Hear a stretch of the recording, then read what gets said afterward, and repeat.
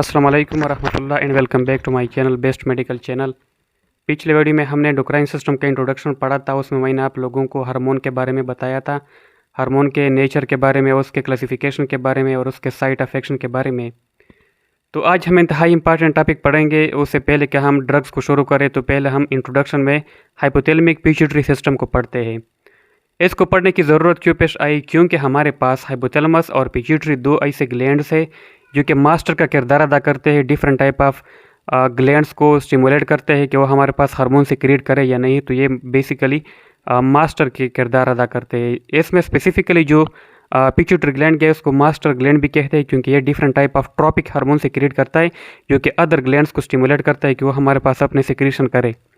लेकिन pituitary gland के ऊपर एक दूसरा मास्टर भी है जो कि है हाइपोथैलेमस। हाइपोथैलेमस हमारे पास डिफरेंट रिलीजिंग हार्मोन सिक्रीट करता है जो कि पहले पिट्यूटरी ग्लैंड को स्टिमुलेट करता है। अब हमें यह भी पता है एनाटमी से कि हमारे पास पिट्यूटरी ग्लैंड के दो लोब है। एक होता है एंटीरियर पिट्यूटरी लोब और एक होता है पोस्टीरियर पिट्यूटरी लोब। और हमें यह भी पता है कि posterior pituitary lobe basically hypothalamus का एक एक्सटेंशन है। यानी जिस तरह हाइपोथैलेमस एक न्यूरल टिश्यू है, इसी तरह पोस्टीरियर पिट्यूटरी लोब भी एक न्यूरल टिश्यू है और इसका स्टिमुलेशन थ्रू न्यूरोनल स्टिमुलेशन के थ्रू होता है। जिस तरह हमने पढ़ा था कि हाइपोथैलेमस भी ग्लैंड का किरदार अदा करता है क्योंकि उसमें हमारे पास न्यूरोसेक्रेटरी सेल होते हैं। तो हाइपोथैलेमस से डायरेक्टली थ्रू नर्व सिस्टम ये hypothalamus directly posterior pituitary lobe के साथ कनेक्टेड है। और पोस्टीरियर पिट्यूटरी लोब खुद कोई हार्मोन सिक्रीट नहीं करता, बल्कि हाइपोथैलेमस जो हार्मोन सिक्रीट करते हैं वो उनको स्टोर करता है, उनके बाद फिर उनको रिलीज़ करता है। तो इस वजह से पोस्टीरियर पिट्यूटरी लोब बेसिकली एक मीन्स ट्रू ग्लैंड नहीं है, क्योंकि ये खुद हार्मोन सिक्रीट नहीं करता, बल्कि हाइपोथैलेमस जो हार्मोन सिक्रीट करता है उनको पहले स्टोर करता है। हाइपोथैलेमिक जो न्यूरॉन है वो एक्सटेंड कर जाते हैं इन द इन्फंडिबुलम नीचे पोस्टीरियर पिट्यूटरी को। और फिर हमारे पास हाइपोथैलेमस जो दो हार्मोन सिक्रीट करता है, एक में है ऑक्सीटोसिन और एक है एडीएच एंटी डायरेटिक हार्मोन या वासोप्रेसिन। ये दो हार्मोन जो है ना, ये हाइपोथैलेमस पहले सिक्रीट करता है। हाइपोथैलेमस जो पैरावेंट्रिकुलर न्यूक्लियस है, हाइपोथैलेमस में हमने न्यूरो एनाटमी में पढ़ा था कि पैरावेंट्रिकुलर न्यूक्लियस ऑक्सीटोसिन को सिक्रीट करता है, वहाँ पर बनता है। और सुप्रा ऑप्टिक न्यूक्लियस में हमारे पास एडीएच बनता है।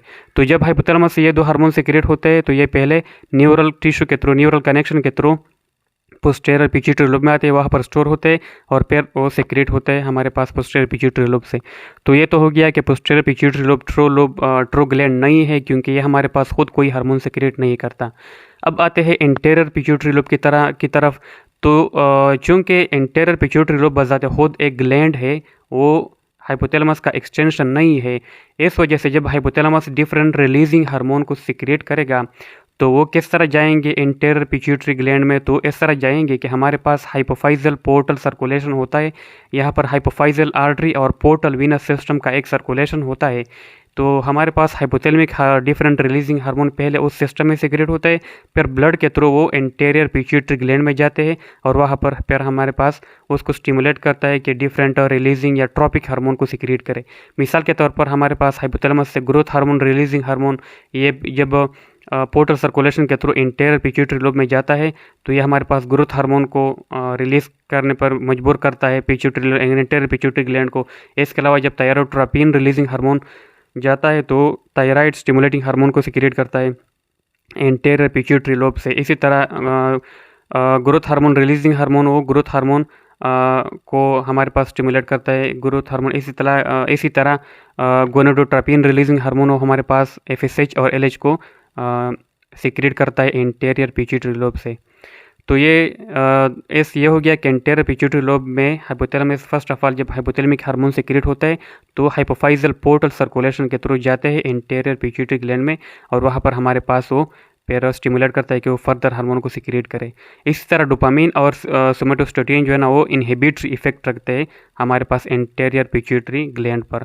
तो जब एंटीरियर पिट्यूटरी ग्लैंड से हमारे पास growth hormone, thyroid stimulating hormone, adrenocorticotrophic hormone, luteinizing hormone, follicle stimulating hormone ये जब सिक्रीट हो जाते हैं तो ये different type of endocrine glands की तरफ जाते हैं, लीवर की तरफ जाते हैं, बोन की तरफ, डिफरेंट टिश्यू की तरफ जाते हैं और फिर हमारे पास टारगेट टिश्यू पर ये एक्ट करते हैं, उसको वहाँ पर अपने इफेक्ट शो करते हैं। इसी तरह ऑक्सीटोसिन हमें पता है कि इसको हम मिल्क लेट डाउन हार्मोन भी कहते हैं, क्योंकि ये जो सक्लिंग रिफ्लेक्स होता है ये उसके नतीजे में भी सिक्रेट होता है और वहाँ पर हमारे पास मिल्क को रिलीज़ करने में मदद देता है। एक होता है मिल्क का प्रोडक्शन और एक होता है मिल्क का रिलीज़। मिल्क के प्रोडक्शन में हमारे पास प्रोलैक्टिन का रोल है और मिल्क के रिलीज़ करने में ऑक्सीटोसिन का रोल है। इसी तरह ऑक्सीटोसिन का हमारे पास यूट्रस को कंट्रैक्शन भी काज करता है, उसकी वजह से फिर हमारे पास जब डिलीवरी होती है बेबी की तो उसमें भी इसका रोल है।